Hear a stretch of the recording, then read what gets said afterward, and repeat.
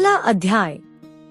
शिव पार्वती विहार। जिनका मन वंदना करने से प्रसन्न होता है, जो प्रेम प्रिय हैं और जो प्रेम प्रदान करने वाले हैं, जो पूर्णानंद है और अपने भक्तों की इच्छाओं को सदा पूरा करने वाले हैं, जो ऐश्वर्य संपन्न और कल्याणकारी हैं, जो साक्षात सत्य के स्वामी हैं, सत्य प्रिय और सत्य के प्रदाता हैं, ब्रह्मा और विष्णु जिनकी सदा स्तुति करते हैं, जो अपनी इच्छा के अनुरूप शरीर को धारण करते हैं, उन परम आदर में भगवान शिव की मैं चरण वंदना करता हूँ।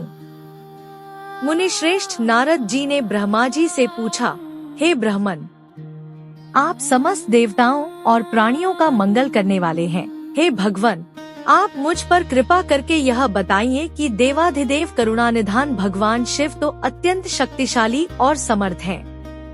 फिर भी जिस अभीष्ट फल की सिद्धि के लिए उन्होंने गिरिजानंदिनी पार्वती से विवाह रचाया था, क्या वह पूर्ण हुआ? उन्हें पुत्र की प्राप्ति कब और कैसे हुई? तारकासुर का वध किस प्रकार हुआ? प्रभु, कृपया कर मेरी इन जिज्ञासाओं की शांति हेतु मुझे इनके बारे में विस्तृत रूप में बताइए। सूत जी कहते हैं कि जब नारद जी ने यह पूछा तब ब्रह्मा जी ने प्रसन्नतापूर्वक भगवान शिव का स्मरण करते हुए कहा, नारद, जब भगवान शिव देवी पार्वती के साथ कैलाश पर्वत पर पधारे तब वहाँ सबने मंगल उत्सव किया। सभी खुशी में मगन होकर नृत्य कर रहे थे। तब भगवान शिव ने सभी को उत्तम भोजन कराया। तब सब देवताओं और मुनिगणों ने उनसे विदा लेकर अपने अपने धाम की ओर प्रस्थान किया।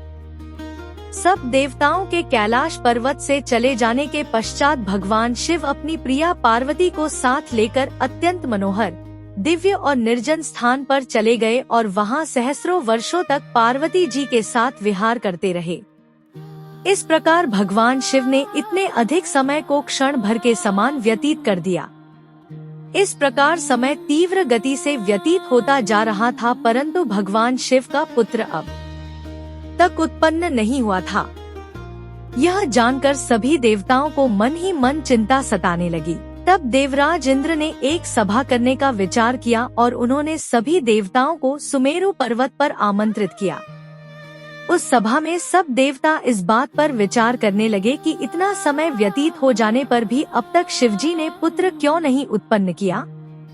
वे सोचने लगे कि शिवजी अब क्यों विलंब कर रहे हैं। उस समय मुझ ब्रह्मा को लेकर सब देवता भगवान श्रीहरि विष्णु के पास गए और कहने लगे कि हे हरे, भगवान शिव हजारों वर्षों से रति क्रीड़ा कर रहे हैं। उनका पार्वती जी के साथ विहार अब भी जारी है, परंतु अब तक किसी शुभ समाचार की प्राप्ति नहीं हुई है। तब भगवान श्रीहरि विष्णु मुस्कुराए और बोले, हे देवताओं, आप इस विषय में इतनी चिंता मत कीजिए। शिवजी स्वयं अपनी इच्छानुसार इस स्थिति से विरत हो जाएंगे। वैसे भी हमारे शास्त्रों में इस बात का उल्लेख है कि जो व्यक्ति स्त्री पुरुष का वियोग कराता है उसे हर जन्म में इस वियोग को स्वयं भी भोगना पड़ता है। अतः अभी कुछ भी नहीं करना चाहिए। कुछ समय और व्यतीत हो जाने दो। अभी हमें सिर्फ प्रतीक्षा करनी होगी। कुछ देर सोचने के पश्चात श्रीहरि ने पुनः कहा, 1000 वर्ष बीत जाने पर आप सब लोग शिवजी के पास जाना तथा कोई युक्ति लगाकर ऐसा उपाय करना कि उनका शक्तिपात किसी भी प्रकार से हो जाए। उसी शक्ति से हमें उनके पुत्र की प्राप्ति हो सकती है, परंतु इस समय आप सब देवता अपने अपने धाम को चले जाएं।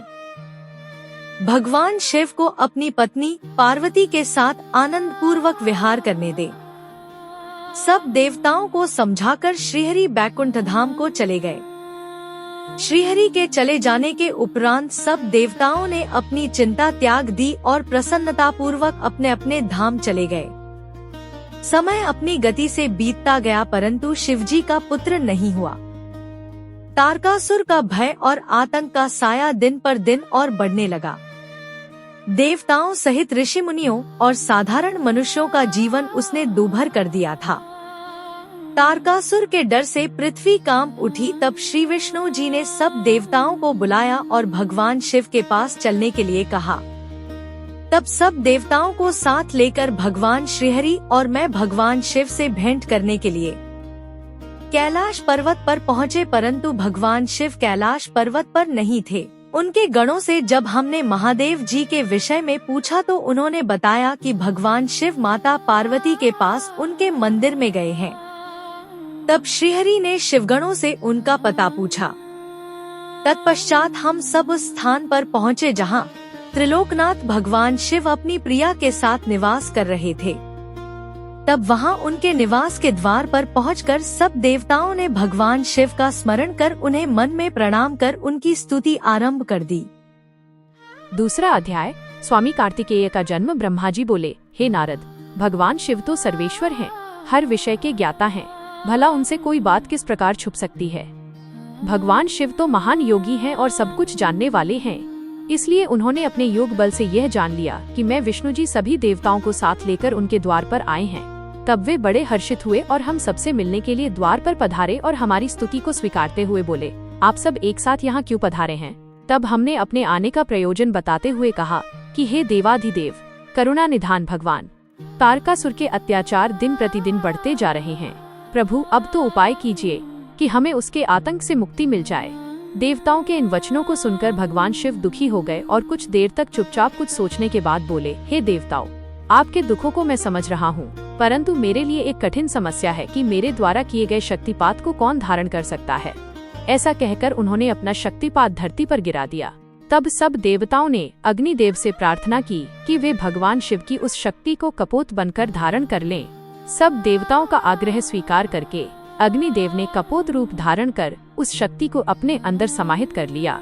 जब बहुत देर तक भगवान शिव देवी पार्वती के पास वापस नहीं पहुँचे तो परेशान होकर देवी स्वयं उन्हें देखने बाहर चली आईं। वहाँ जब उन्होंने अग्निदेव को उस शक्ति का भक्षण करते हुए देखा तो वे क्रोधित हो गयीं। उस समय उनकी आंखें गुस्से के कारण लाल हो गई थीं। तब देवी पार्वती ने अग्निदेव से कहा, हे दुष्ट अग्निदेव, आपने मेरे पति त्रिलोकनाथ की शक्ति का भक्षण किया है, इसलिए आज मैं तुम्हें शाप देती हूँ कि तुम सर्वभक्षी होगे। जो भी तुम्हारे संपर्क में आएगा वह तत्काल नष्ट हो जाएगा। तुम सर्वथा इस आग में स्वयं भी जलते रहोगे। अग्निदेव को क्रोध में ये शाप देकर देवी पार्वती वहाँ से चली गयीं। उनके साथ शिवजी भी वहाँ से चले गए। इधर समस्त देवताओं द्वारा अग्नि में होम करने से और अन्न आदि के सेवन द्वारा वह शक्ति सब देवताओं के शरीर में पहुँच गयी। उस शक्ति की गर्मी से सभी देवता दुखी हो गए थे। तब सब पुनः भगवान शिव की शरण में पहुँचे और उनसे हाथ जोड़कर प्रार्थना करने लगे कि भगवान, हमें इस जलन से मुक्ति दिलाएं। हम सब की पीड़ा अनुभव कर उन्होंने हमसे कहा कि इस शक्ति के ताप और जलन को बंद करने के लिए उसे हमें अपने शरीर से वमन के द्वारा बाहर निकालना होगा। भगवान शिव की आज्ञा मानकर हम सभी देवताओं ने वमन द्वारा शिवजी की उस शक्ति को अपने शरीर से निकाल दिया।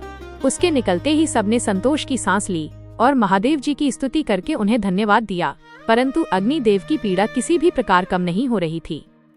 उनका हृदय जल रहा था। तब मैंने अग्निदेव को भगवान शिव की शरण में जाने की सलाह दी।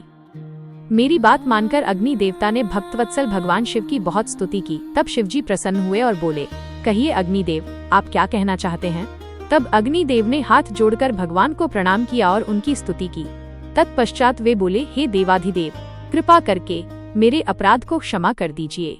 मैं बहुत बड़ा मूर्ख हूँ जो मैंने आपकी शक्ति का भक्षण कर लिया। आप मुझे क्षमा करें और मुझ पर प्रसन्न हो।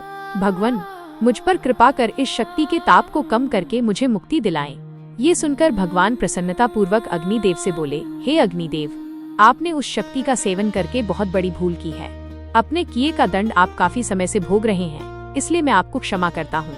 तुम मेरी इस शक्ति को किसी नारी शरीर में स्थिर कर दो। ऐसा करने से तुम्हारे सभी कष्ट दूर हो जाएंगे। यह सुनकर अग्नि ने दोबारा प्रश्न किया कि भगवान, आपका तेज धारण करने की क्षमता तो किसी में भी नहीं है। तभी नारद तुम भी वहाँ आ गए और अग्निदेव से बोले कि जैसा भगवान शिव की आज्ञा है वैसा ही करो। ऐसा करने से तुम्हारे कष्ट दूर हो जाएंगे। तब तुमने अग्निदेव से कहा कि माघ महीने में जो भी स्त्री सबसे पहले प्रयाग में स्नान करे उसके शरीर में आप इस शक्ति को स्थित कर देना। माघ का महीना आने पर सुबह ब्रह्म मुहूर्त में सर्वप्रथम सप्तर्षियों की पत्नियां प्रयाग में स्नान करने पहुंची।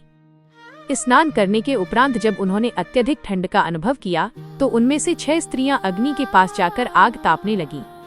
उसी समय उनके रोमों के द्वारा शिवजी की शक्ति के कण अग्नि से निकलकर उनके शरीर में पहुंच गए। तब अग्निदेव को जलन की पीड़ा से मुक्ति मिल गई। समयानुसार वे 6 ऋषि पत्नियां गर्भवती हो गईं। उनके पतियों ने उन्हें व्यभिचारी समझकर उनका त्याग कर दिया। तब वे सब हिमालय पर्वत पर जाकर तपस्या करने लगीं। वहीं उस पर्वत पर उन्होंने कई भागों में मानव अंगों को जन्म दिया, परंतु वो पर्वत उनके भार को सहन नहीं कर सका और उसने उन्हें गंगा जी में गिरा दिया। गंगा जी ने उन्हें जोड़ दिया, पर वे उस बालक के तेज को सहन नहीं कर सकी और उसे अपनी तरंगों में बहाकर सरकंडे के वन के निकट छोड़ दिया। वह तेजस्वी बालक मार्गशीर्ष में शुक्ल षष्ठी के दिन पृथ्वी पर उत्पन्न हुआ। उसके पृथ्वी पर आते ही सभी को आनंद की अनुभूति हुई। आकाश में दुदुम्बियां बजने लगी और फूलों की वर्षा होने लगी। तीसरा अध्याय। स्वामी कार्तिकेय और विश्वामित्र। नारद जी बोले, हे ब्रह्मा जी, जब वो बालक पृथ्वी पर अवतरित हो गया तब वहाँ क्या और कैसे हुआ? तब नारद जी का प्रश्न सुनकर ब्रह्मा जी बोले, हे नारद, जब गंगा जी द्वारा उस तेजस्वी बालक को लहरों द्वारा बहाकर सरकंडे के वन के पास छोड़ दिया गया, तभी वहाँ मुनि विश्वामित्र पधारे। उस बालक का देदीप्यमान मुख देखकर विश्वामित्र दंग रह गए। वह बालक दिव्य तेज से प्रकाशित हो रहा था। उसे बड़ा प्रतापी और बलशाली जानकर मुनि विश्वामित्र ने उसे नमस्कार किया और उसकी स्तुति करने लगे। तत्पश्चात मुनि बोले कि भगवान शिव की इच्छा से ही तुम यहाँ प्रकट हुए हो। शिव तो सर्वेश्वर हैं, वे ही परम ब्रह्म परमात्मा हैं। इस संसार का हर प्राणी, हर जीव उनकी आज्ञा का ही पालन करता है। तब मुनि विश्वामित्र के ऐसे वचन सुनकर वो बालक बोला, हे महाज्ञानी प्रकांड पंडित मुनि विश्वामित्र, मेरे इस स्थान पर आने के बाद सर्वप्रथम आप ही यहाँ पधारे हैं। निश्चय ही आपका यहाँ आना भगवान शिव की प्रेरणा से ही प्रेरित है, इसलिए आप ही विधि विधान के अनुसार मेरा नामकरण संस्कार कीजिए। आज से आप ही मेरे पुरोहित हैं और मेरे द्वारा पूज्य हैं। मेरे द्वारा पूज्य होने के कारण आप इस जगत में विख्यात और पूज्य होंगे। उस बालक के ऐसे वचन सुनकर मुनि विश्वामित्र आश्चर्यचकित होकर उस बालक से पूछने लगे कि हे बालक, आप कौन हैं? अपने विषय में मुझे बताइए।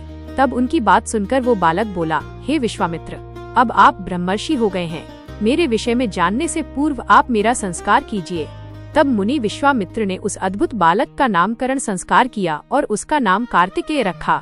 गुरु दक्षिणा के रूप में उसने मुनि को दिव्य ज्ञान प्रदान किया। तब मैंने स्वयं वहां जाकर उस बालक को गोद में लिया और उसे चूमा। तत्पश्चात मैंने उसे शक्तियां और शस्त्र प्रदान किए। उन अद्भुत शक्तियों को प्राप्त कर वह बालक बहुत प्रसन्न हुआ और तुरंत ही पहाड़ पर चढ़ गया। पहाड़ पर चढ़कर वह उसके शिखरों को गिराने लगा तथा वहाँ की संपदा नष्ट करने लगा। ये देखकर उस स्थान पर निवास करने वाले राक्षस उस बालक को मारने के लिए दौड़े। उन भयंकर राक्षसों से बिना भयभीत हुए उसने उन सबको भगा दिया। उनके भयंकर युद्ध से पूरा त्रिलोक कांपने लगा। त्रिलोक को भयभीत होता देखकर सब देवता वहां पहुँचे। देवराज इंद्र ने क्रोध में आकर उस बालक पर प्रहार किया। इस प्रहार के फल स्वरूप उस बालक के शरीर से विशाख नाम का दूसरा पुरुष पैदा हो गया। उन्होंने उस बालक पर एक और प्रहार किया तो नेगम नाम का एक और महाबली पुरुष पैदा हो गया। इस प्रकार इंद्र के प्रहारों से 4 स्कंद पैदा हुए जो बहुत वीर और बलवान थे। तब क्रोधित होकर ये चारों स्कंद एक साथ मिलकर स्वर्ग के राजा इंद्र को मारने के लिए दौड़े। यह देखकर इंद्र घबराकर अपनी जान बचाने के लिए कहीं दूर जाकर छिप गए। उनको ढूंढते ढूंढते वो बालक उनके धाम स्वर्ग में पहुंच गया। उस समय जब वो बालक स्वर्ग पहुंचकर देवराज इंद्र को ढूंढ रहा था, एक सुंदर सरोवर में 6 कृत्तिकाएं स्नान कर रही थीं। उस सुंदर सलोने बालक को देखकर वह उसे प्यार करने और गोद में खिलाने के लिए दौड़ी और उसे पकड़कर ले आई। तब उन कृत्तिकाओं ने उस नन्हे बालक को बहुत प्यार किया और तब वे आपस में उसे दूध पिलाने के लिए लड़ने लगी। तब उस बालक ने 6 मुख धारण करके सब माताओं का स्तनपान किया। तब वे प्रसन्नता पूर्वक उस बालक को अपने साथ अपने लोक में ले गईं और उसका लालन पालन करने लगी। चौथा अध्याय। कार्तिकेय की खोज। ब्रह्मा जी बोले, इस प्रकार उस दिव्य बालक को लेकर वे कृत्तिकाएं अपने लोक में चली गईं। वहां जाकर उन्होंने उस बालक को सुंदर वस्त्रों और आभूषणों से अलंकृत किया और बड़े लाड़ प्यार से उस बच्चे को पालने लगी।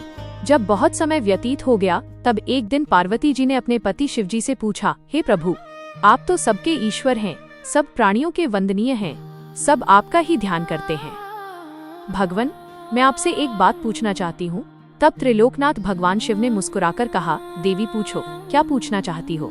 तब देवी पार्वती ने कहा, प्रभु, आपकी शक्ति जो पृथ्वी पर गिरी थी वह कहाँ गई? देवी पार्वती के इन वचनों को सुनकर शिवजी ने विष्णु जी, मेरा और सब देवताओं और मुनियों का स्मरण किया। यह ज्ञात होते ही कि भगवान शिव ने हमें बुलाया है, हम सभी तुरंत कैलाश पर्वत पर चले गए। वहां पहुंचकर हमने महादेव जी और देवी पार्वती को हाथ जोड़कर नमस्कार किया और उनकी स्तुति की। तब भगवान शिव बोले, हे देवताओं, मुझे ये बताइए कि मेरी वो अमोघ शक्ति कहाँ है, शीघ्र बताओ, अन्यथा मैं तुम्हें इसके लिए दंड दूंगा। भगवान शिव के ये वचन सुनकर सभी देवता भय से कांपने लगे। तब उन्होंने जैसे जैसे वो शक्ति जहाँ जहाँ गई थी वो सभी बातें शिव पार्वती को विस्तार सहित बताई। तब उन्होंने ये भी बताया कि उस बालक को 6 कृत्तिकाएं अपने साथ अपने लोक को ले गई हैं और उसको पाल रही हैं। यह सुनकर शिवजी व देवी पार्वती को बहुत प्रसन्नता हुई।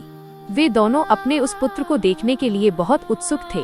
तब शिवजी ने अपने गणों को उस बालक को कृत्तिकाओं के पास से वापस ले आने की आज्ञा दी।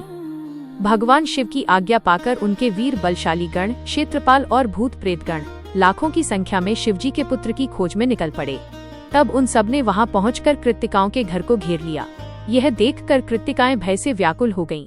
तब कृत्तिकाओं ने अपने पुत्र कार्तिकेय से कहा कि हमें चारों ओर से असंख्य सेनाओं ने घेर लिया है, अब हमें बचने का मार्ग खोजना होगा।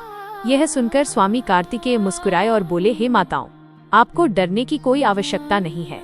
आपका यह पुत्र आपके साथ है। मेरे रहते कोई भी शत्रु इस घर में प्रवेश नहीं कर सकता। माता, मेरे बाल रूप को देखकर आप मुझे अयोग्य न समझें। मैं इन सभी को हराने में सक्षम हूँ। इससे पूर्व की कार्तिकेय उन गणों की सेनाओं को नुकसान पहुँचाते, नंदीश्वर उनके सामने आकर खड़े हो गए और बोले, हे माताओं, हे भ्राता, मुझे संसार के संहार करता भगवान शिव ने यहाँ भेजा है। मेरे यहाँ आने का उद्देश्य किसी को नुकसान पहुँचाना नहीं है। मैं तो सिर्फ आपको अपने साथ ले जाने आया हूँ। इस समय ब्रह्मा, विष्णु और शिव त्रिदेव आपकी कैलाश पर्वत पर प्रतीक्षा कर रहे हैं तथा आपके लिए चिंतित हैं। आप शीघ्र ही हमारे साथ पृथ्वी पर चलें। आप अभी तक अपने जन्म के उद्देश्य से सर्वथा अनजान हैं। आपका जन्म दैत्यराज तारकासुर का वध करने के लिए ही हुआ है, अतः आप हमारे साथ चलें। वहां पृथ्वी लोक पर सब देवताओं सहित स्वयं भगवान शिव आपका अभिषेक करेंगे तथा सब देवता अपनी अपनी दिव्य शक्तियां और अस्त्र शस्त्र आपको प्रदान करेंगे। यह सुनकर कार्तिकेय बोले, यदि आपको भगवान शिव ने यहाँ मेरे पास भेजा है तो मैं अवश्य ही उनके दर्शनों के लिए आपके साथ चलूंगा। हे तात, ये ज्ञान योगिनियां प्रकृति की कला है। इन्हें कृत्तिका नाम से जाना जाता है। इन्होंने ही अब तक मेरा पालन पोषण किया है, इसलिए ये मेरी माताएं हैं और मैं इनका पौष्य पुत्र हूँ। तब स्वामी कार्तिकेय ने हाथ जोड़कर कृत्तिकाओं से नंदीश्वर के साथ जाने की आज्ञा मांगी। माताओं ने अपना आशीर्वाद देकर उन्हें वहां से जाने की आज्ञा प्रदान कर दी। 5वां अध्याय, कुमार का अभिषेक। ब्रह्मा जी बोले, जब कार्तिकेय अपनी माताओं कृत्तिकाओं से आज्ञा लेकर भगवान शिव के पास जाने के लिए वहां से निकले तो द्वार पर देवताओं के शिल्पी विश्वकर्मा द्वारा बनाया गया सुंदर रथ उनकी प्रतीक्षा कर रहा था। वो रथ दिव्य था और द्रुत गति से चलने वाला था। उस रथ को उनकी माता पार्वती ने उनके लिए भेजा था। उनके पार्षद उस रथ के पास खड़े हुए थे। कार्तिकेय दुखी मन से उस रथ पर चढ़ने लगे। तभी उनकी माताएं दौड़कर रोते हुए उनसे लिपट गईं और कहने लगीं कि पुत्र, हम तुम्हारे बिना क्या करें। पुत्र, हम तुमसे बहुत प्यार करती हैं। तुम्हारे बिना यहाँ रहना हमारे लिए संभव नहीं है। तुम शीघ्र ही वापस लौट आना। ये कहकर उन्होंने कार्तिकेय को हृदय से लगा लिया और भारी मन से कार्तिकेय को रोते रोते जाने की आज्ञा दी। तब कार्तिकेय ने कृत्तिकाओं को अध्यात्म ज्ञान प्रदान किया। तत्पश्चात कार्तिकेय उस दिव्य मनोहर रथ पर बैठ गए और वह उन्हें ले उड़ा। आकाशीय मार्ग से तीव्र गति से चलता हुआ वो रथ कैलाश पर्वत पर आकर रुका। तब शिव गणों ने भगवान शिव और माता पार्वती के पास जाकर कार्तिकेय के आगमन की शुभ सूचना उन्हें दी। उनके आगमन के बारे में सुनकर भगवान शिव और देवी पार्वती बहुत प्रसन्न हुए। तत्पश्चात भगवान शिव मुझे, विष्णु जी, देवी पार्वती और अन्य देवताओं को साथ लेकर उस स्थान पर पहुँचे जहाँ कार्तिकेय का रथ रुका हुआ था। सबके मन में गंगा जी से उत्पन्न उस बालक को देखने की बड़ी इच्छा थी। जब सब देवता कार्तिकेय से मिलने के लिए आ रहे थे उस समय चारों दिशाओं में शंख और भेरी बजने लगी। सभी शिवगण नाचते गाते और उनकी जय जयकार करते हुए अपने आराध्य भगवान शिव के पुत्र को देखने के लिए चल दिए। वहां पहुंचकर सब बहुत प्रसन्न हुए। भगवान शिव ने प्रेम पूर्वक उस बालक को गोद में बैठा लिया। तब देवी पार्वती ने भी उस बालक को बहुत प्यार किया। भगवान शिव ने उस बालक के लिए एक सुंदर रत्नों से जड़ा हुआ सिंहासन मंगाया और उस सिंहासन पर बालक को बैठाया। तत्पश्चात भगवान शिव ने सब तीर्थ स्थानों से मंगाए गए जल को वेद मंत्रों से पवित्र करके उससे बालक को स्नान कराया। 6 कृत्तिकाओं द्वारा पोषित होने के कारण उस दिव्य बालक को कार्तिकेय के नाम से जाना गया। तीर्थों के पवित्र जल से स्नान कराने के उपरांत सभी देवताओं ने कार्तिकेय को तरह तरह की अमूल्य वस्तुएं, विद्याएं और अद्भुत शक्तियां प्रदान की। तब सर्वप्रथम देवी पार्वती ने अपने पुत्र को हृदय से लगाकर उसे चिरंजीवी होने का आशीर्वाद प्रदान किया। माता लक्ष्मी ने दिव्य मनोहर हार उस बालक को पहनाया तो देवी सावित्री ने सारी सिद्धि विधाएं उन्हें प्रदान की। फिर श्री विष्णु जी ने रत्नों से निर्मित किरीट मुकुट, बाजूबंद, वैजयंती माला और अपना सुदर्शन चक्र उन्हें प्रदान किया। भगवान शिव ने प्रसन्नता पूर्वक अपने पुत्र कार्तिकेय को शूल, पिनाक, फरसा, शक्ति, पाशुपास्त्र, बाण, संहारास्त्र आदि परम दिव्य वस्तुएं प्रदान की। फिर मुझ ब्रह्मा ने यज्ञोपवीत वेद, माता गायत्री ने कमंडल, ब्रह्मास्त्र तथा शत्रुओं का नाश करने वाली विद्या प्रदान की। देवराज इंद्र ने अपना वाहन ऐरावत हाथी और वज्र प्रदान किया। वायु देव वरुण ने श्वेत छत्र और रत्नों की मालाएं प्रदान की। सूर्य देव ने मन की तरह तीव्र गति से चलने वाला द्रुतगामी रथ और शरीर की रक्षा करने वाला कवच भी प्रदान किया। यमराज द्वारा दंड और समुद्र देव द्वारा उन्हें अमृत भेंट किया गया। धन के अकूत भंडार के स्वामी कुबेर ने गदा दी। इस प्रकार सब देवताओं ने भगवान शिव के पुत्र कार्तिकेय को अनेक प्रकार के अस्त्र शस्त्र और उपहार प्रदान किए। सभी देवताओं और शिवगणों ने उनका अभिवादन किया। इस समय वहाँ पर बहुत बड़ा उत्सव होने लगा। चारों ओर हर्ष की लहर दौड़ रही थी। 6वां अध्याय कार्तिकेय का अद्भुत चरित्र। ब्रह्मा जी बोले, नारद, इस प्रकार सभी अभीष्ट देवताओं से आशीर्वाद प्राप्त करके कुमार कार्तिकेय बहुत प्रसन्न हुए। उन्होंने सभी देवताओं का धन्यवाद व्यक्त किया। तत्पश्चात वे अपने सिंहासन पर जा बैठे। तभी वहाँ एक ब्राह्मण दौड़ता हुआ आया। उस ब्राह्मण ने आकर कार्तिकेय को प्रणाम किया और उनके चरण पकड़ लिए और बोला, हे स्वामी, मैं आपकी शरण में आया हूँ, मुझ पर कृपा करके मेरे कष्ट को दूर करें। तब कार्तिकेय ने उस ब्राह्मण को उठाया और आदर पूर्वक अपने पास बैठाकर उसके दुखी होने का कारण पूछा। तब वह ब्राह्मण बोला, हे भगवान, मैं अश्वमेध यज्ञ कर रहा हूँ, परंतु आज मेरा घोड़ा अपने बंधनों को तोड़कर कहीं चला गया है। हे प्रभु, मुझ पर कृपा करे और मेरे घोड़े को यथाशीघ्र ढूंढ दे, अन्यथा मेरा यज्ञ भंग हो जाएगा। यह कहकर वह ब्राह्मण पुनः कार्तिकेय के चरणों को पकड़कर रोने गिड़गिड़ाने लगा। वो रोते रोते बोला, आप पूरे ब्रह्मांड के स्वामी हैं, आप सबकी सेवा करने को सदा तत्पर रहते हैं, आप सब देवताओं के स्वामी हैं और त्रिलोकनाथ भगवान शिव के पुत्र हैं। इस प्रकार उस ब्राह्मण द्वारा की गई स्तुति को सुनकर कुमार कार्तिकेय बहुत प्रसन्न हुए। तब उन्होंने अपने वीर बलशाली प्रमुख गण वीरबाहु को बुलाकर उस घोड़े को जल्दी से जल्दी ढूंढ लाने की आज्ञा प्रदान की तथा यज्ञ को विधि विधान के अनुसार पूर्ण कराने के लिए कहा। तब वीरबाहु ने कार्तिकेय को प्रणाम किया और ब्राह्मण के घोड़े को ढूंढने के लिए निकल पड़ा। उसने पृथ्वी लोक पर हर जगह उस घोड़े को ढूंढा। जिस व्यक्ति ने जो भी जानकारी दी उसके अनुसार वीरबाहु ने हर जगह उसकी तलाश की, परंतु वो असफल रहा। तब वह उस घोड़े की तलाश करने के लिए भगवान श्रीहरि विष्णु के लोक बैकुंठ धाम गया। वहाँ जाकर वीरबाहु ने देखा कि एक घोड़े ने विष्णु लोक में बहुत आतंक मचा रखा था। विष्णु लोक में वह घोड़ा खूब उपद्रव कर रहा था। कुमार कार्तिकेय के उस गण वीरबाहु ने तुरंत उस घोड़े को बंधक बना लिया और उसे पकड़कर अपने स्वामी कार्तिकेय के पास ले आया। तब स्वामी कार्तिकेय पूरे संसार का भार लेकर उस घोड़े पर चढ़कर बैठ गए और उस घोड़े को पूरे त्रिलोक की परिक्रमा करने का आदेश प्रदान किया। वो अद्भुत घोड़ा एक ही पल में तीनों लोकों की परिक्रमा करके लौट आया। तब कुमार कार्तिकेय उस घोड़े से उतरकर पुनः अपने आसन पर बैठ गए। तब वो ब्राह्मण हाथ जोड़कर कार्तिकेय का धन्यवाद करने लगा और उनसे बोला कि प्रभु, आप ये घोड़ा मुझे सौंप दीजिए ताकि मैं अपना यज्ञ पूर्ण कर सकूं। तब कार्तिकेय मुस्कुराए और बोले, हे ब्राह्मण, यह घोड़ा उत्तम है और यह वध के योग्य नहीं है, इसलिए आप इसे अपने साथ ले जाने के लिए न कहें। मैं आपके यज्ञ को पूर्ण होने का वरदान देता हूँ। मेरे आशीर्वाद से आपका यज्ञ अवश्य सफल होगा। 7वां अध्याय। भगवान शिव द्वारा कार्तिकेय को सौंपना। ब्रह्मा जी बोले, हे नारद, अपने पुत्र कार्तिकेय का अद्भुत पराक्रम देखकर भगवान शिव और देवी पार्वती बहुत प्रसन्न हुए। तब सब देवताओं सहित श्रीहरि विष्णु और देवराज इंद्र और मैं भी बहुत हर्षित हुए और भगवान शिव से बोले, हे देवाधिदेव भगवान, आप तो सर्वेश्वर हैं, सर्वज्ञाता हैं। संसार की सब घटनाएं आपकी इच्छा से ही घटती हैं। आप तो जानते ही हैं कि ब्रह्मा जी द्वारा असुर राज तारक को दिए गए वर के अनुसार शिव पुत्र ही उसका वध करने में सक्षम होगा। इसलिए ही कुमार कार्तिकेय का जन्म हुआ है। प्रभु, हम लोगों के कष्टों को दूर करके हमारे जीवन को सुखी करने के लिए आप अपने पुत्र कार्तिकेय को आज्ञा दीजिए कि वह तारकासुर का वध करे। यह कहकर सब देवता भगवान शिव की स्तुति करने लगे। तब भगवान शिव का हृदय हम सबकी प्रार्थना से द्रवित हो उठा। उन्होंने हमारी प्रार्थना को स्वीकार कर लिया और अपने पुत्र कुमार कार्तिकेय को देवताओं को सौंप दिया। तब भगवान शिव ने अपने पुत्र कार्तिकेय को यह आज्ञा दी कि देवताओं की विशाल सेना का नेतृत्व करे और देवताओं के दुखों और संकटों को दूर करने के लिए तारकासुर का वध करे। अपने पिता भगवान शिव की यह आज्ञा पाकर स्वामी कार्तिकेय बहुत प्रसन्न हुए। तब उन्होंने हाथ जोड़कर अपनी माता पार्वती और पिता महादेव जी को प्रणाम किया और कहा कि हे माता, हे पिता, आप मुझे विजयी होने का आशीर्वाद प्रदान करें। ये सुनकर भगवान शिव मुस्कुराए और बोले, कुमार, निश्चय ही तुम अपने इस प्रथम युद्ध में अपने घोर शत्रु तारकासुर का वध करके विजयी होगे। हमारा आशीर्वाद सदैव तुम्हारे साथ है। इधर देवी पार्वती के हृदय में अपने प्रिय पुत्र के युद्ध में जाने की बात सुनकर ही पीड़ा होने लगी। वात्सल्य के कारण उनकी आंखों में आंसू आ गए थे।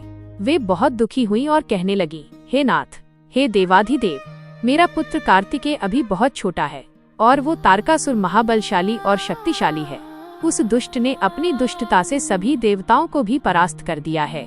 जब इतनी शक्तियों के स्वामी देवता उसका कुछ नहीं बिगाड़ सके, तो मेरा यह नन्हा सा पुत्र भला कैसे उसको हरा सकता है। मेरा दिल मुझे कार्तिकेय को युद्ध में भेजने की आज्ञा नहीं देता है।